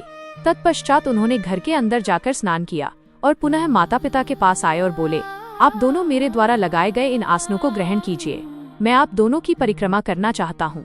तब भगवान शिव और देवी पार्वती ने हर्ष पूर्वक आसन ग्रहण कर लिया। शिव पार्वती के आसन पर बैठ जाने के पश्चात गणेश ने उन्हें हाथ जोड़कर बारंबार प्रणाम किया और उनकी विधि विधान से पूजा अर्चना की। पूजा करने के बाद उन्होंने भक्ति भाव से उनकी 7 बार परिक्रमा की। माता पिता की 7 बार परिक्रमा करने के पश्चात गणेश हाथ जोड़कर प्रभु के सामने खड़े हो गए और उनकी स्तुति करते हुए बोले, आपकी आज्ञा को मैंने पूरा किया, अब आप यथाशीघ्र मेरा विवाह संपन्न कराएं। यह सुनकर शिव पार्वती ने गणेश से पृथ्वी की परिक्रमा कराने के लिए कहा। उन्होंने कहा कि जिस प्रकार कार्तिकेय पृथ्वी की परिक्रमा करने गए हैं, तुम भी जाओ और उनसे पहले लौट आओ, तभी तुम्हारा विवाह पहले हो सकता है। शिव शिवा के ये वचन सुनकर गणेश बोले, आप दोनों तो महाबुद्धिमान हैं, आपके ज्ञान की कोई सीमा नहीं है, आप धर्म और शास्त्रों में पारंगत हैं। मैं तो आपकी आज्ञा के अनुरूप पृथ्वी की परिक्रमा 1 बार नहीं बल्कि 7 बार कराया हूँ। यह सुनकर शिव पार्वती बड़े आश्चर्यचकित होकर बोले कि हे पुत्र, तुम इतनी विशाल 7 द्वीपों वाली समुद्र, पर्वत और काननों से युक्त पृथ्वी की परिक्रमा कब कराए? तुम तो यहाँ से कहीं गए भी नहीं। भगवान शिव और देवी पार्वती के इस प्रकार किए गए प्रश्न को सुनकर बुद्धिमान गणेश जी बोले, मैंने आप दोनों की पूजा करके आपकी 7 बार परिक्रमा कर ली है। इस प्रकार मेरे द्वारा पृथ्वी की परिक्रमा पूरी हो गई।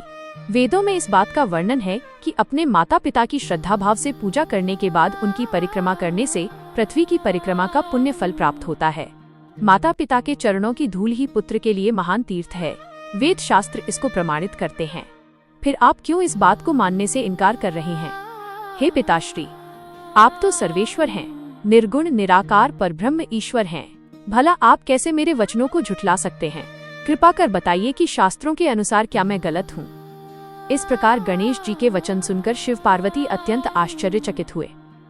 अपने पुत्र गणेश को वेदों और शास्त्रों का ज्ञाता जानकर उनकी प्रसन्नता की कोई सीमा न रही। तब मुस्कुराते हुए भगवान शिव पार्वती बोले, हे प्रिय पुत्र, तुम बलवान और साहसी होने के साथ साथ परम बुद्धिमान भी हो। यह सत्य है कि जिसके पास बुद्धि बल है वही बलशाली भी है। बिना बुद्धि के बल का प्रयोग भी संभव नहीं होता। बुद्धिहीन मनुष्य संकट में फंस जाने पर बलशाली होने के बावजूद भी मुक्त नहीं हो पाता। वेद, शास्त्र और पुराण यही बताते हैं कि माँ बाप का स्थान सबसे ऊपर होता है। उनके चरणों में ही स्वर्ग है। अपने माता पिता की आज्ञा का पालन करना ही पुत्र का एकमात्र धर्म है। उनकी परिक्रमा पृथ्वी की परिक्रमा से भी बढ़कर है। अतः तुम्हारी बात सर्वथा सत्य है। तुमने कार्तिकेय से पहले ही पृथ्वी की परिक्रमा पूर्ण कर ली है। अतः हमें तुम्हारा विवाह सबसे पहले और शीघ्र ही करना है। जब भगवान शिव और पार्वती ने गणेश की बात का समर्थन कर उसे स्वीकार कर लिया, तब गिरिजानंदन प्रसन्न हो गए और अपने माता पिता को प्रणाम करके वहां से चले गए। महादेव जी अपनी प्रिया पार्वती जी के साथ बैठकर इस चिंता में डूब गए कि हम विवाह के लिए वधू की खोज कहाँ करें। जब वे इस प्रकार विचार कर रहे थे, तभी प्रजापति विश्वरूप कैलाश पर्वत पर पधारे और उन्होंने भक्ति भाव से शिव शिवा को नमस्कार कर उनकी स्तुति की। जब महादेव जी ने उनसे कैलाश आगमन का कारण जानना चाहा, तब प्रसन्न हृदय से विश्वरूप जी ने कहा, हे भगवान, मैं आपके पास अपनी 2 पुत्रियों सिद्धि और बुद्धि के विवाह का प्रस्ताव लेकर आया हूँ। प्रभु, सिद्धि और बुद्धि सुंदर और सर्वगुण संपन्न हैं। मैं उनका विवाह आपके पुत्र से करना चाहता हूँ।